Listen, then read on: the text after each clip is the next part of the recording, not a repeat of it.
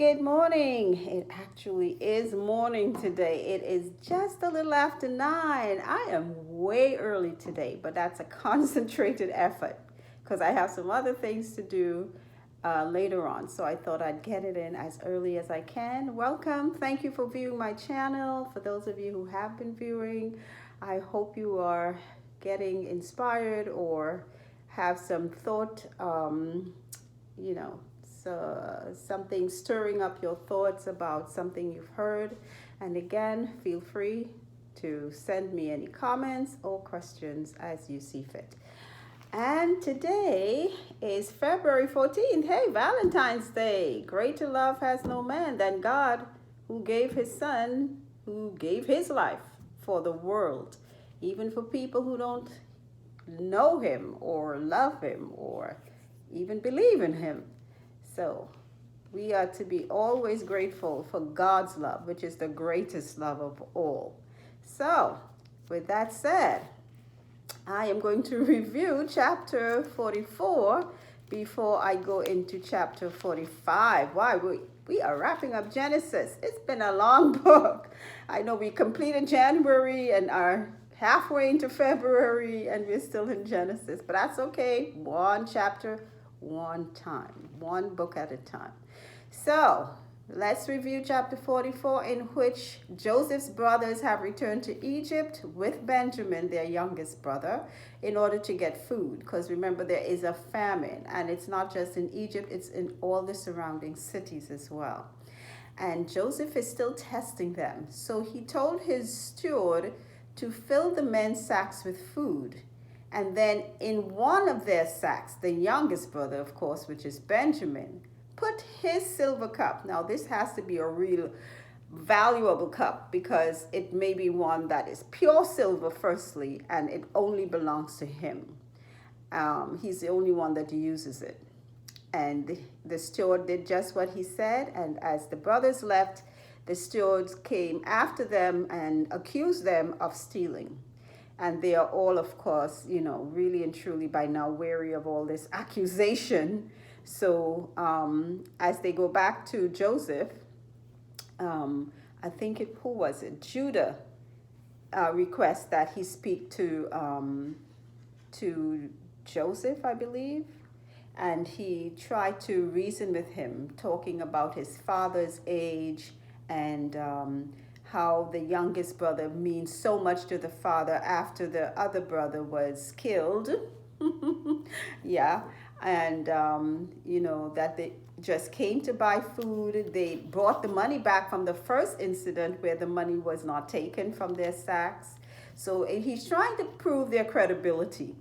And he even suggests that that they take him, Judah, in place of Benjamin, in whose sack the cup was found. Because he said, whoever it is, in whichever of our sacks that you find the cup, you take that person as your bond person.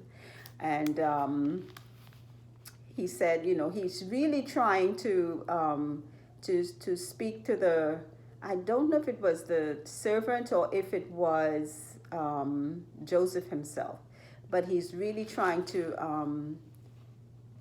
have them switch him out for Benjamin. Don't take Benjamin because it will surely kill his father, and take him instead.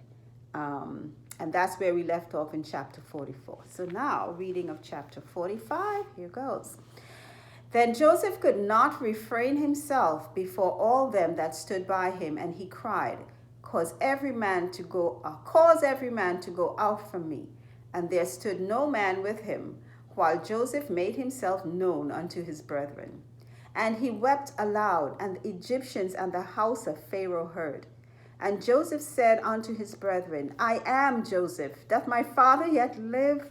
And his brethren could not answer him, for they were troubled at his presence. And Joseph said unto his brethren, Come near to me, I pray you. And they came near.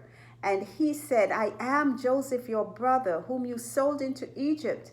Now therefore be not grieved, nor angry with yourselves, that you sold me hither. For God did send me before you to preserve life. For these 2 years hath the famine been in the land, and yet there are 5 years in the which there shall neither be airing nor harvest. And God sent me before you to preserve you a posterity in the earth, and to save your lives by a great deliverance. So now it was not you that sent me hither, but God. And he hath made me a father to Pharaoh, and lord of all his house, and a ruler throughout all the land of Egypt.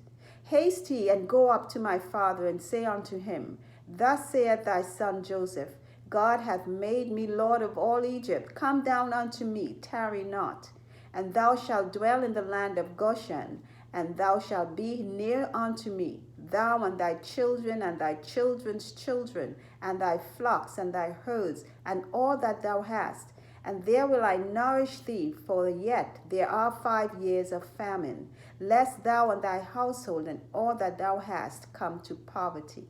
And behold, your eyes see, and the eyes of my brother Benjamin, that it is my mouth that speaketh unto you.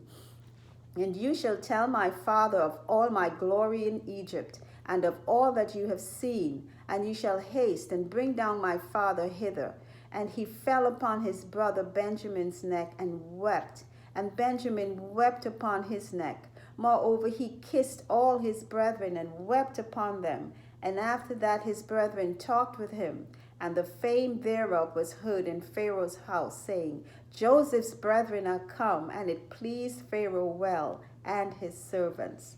And Pharaoh said unto Joseph, Say unto thy brethren, This do ye, lade your beasts, and go, get you into the land of Canaan, and take your father and your households, and come unto me, and I will give you the good of the land of Egypt, and you shall eat the fat of the land. Now thou art commanded, this do ye. Take you wagons out of the land of Egypt for your little ones and for your wives, and bring your father and come. Also regard not your stuff, for the good of all the land of Egypt is yours. And the children of Israel did so. And Joseph gave them wagons according to the commandment of Pharaoh, and gave them provision for the way. To all of them he gave each man changes of raiment, but to Benjamin he gave 300 pieces of silver and 5 changes of raiment. And to his father he sent after this manner 10 asses laden with the good things of Egypt, and 10 she-asses laden with corn and bread and meat for his father by the way. So he sent his brethren away, and they departed. And he said unto them, See that you fall not out by the way. And they went up out of Egypt, and came into the land of Canaan unto Jacob their father, and told him, saying, Joseph is yet alive, and he is governor over all the land of Egypt. And Jacob's heart fainted, for he believed them not. And they told him all the words of Joseph, which he had said unto them. And when he saw the wagons which Joseph had sent to carry him, the spirit of Jacob their father revived. And Israel said, It is enough.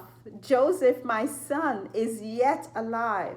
I will go and see him before I die. And that is the end of chapter 45. Wow, that was a beautiful encounter.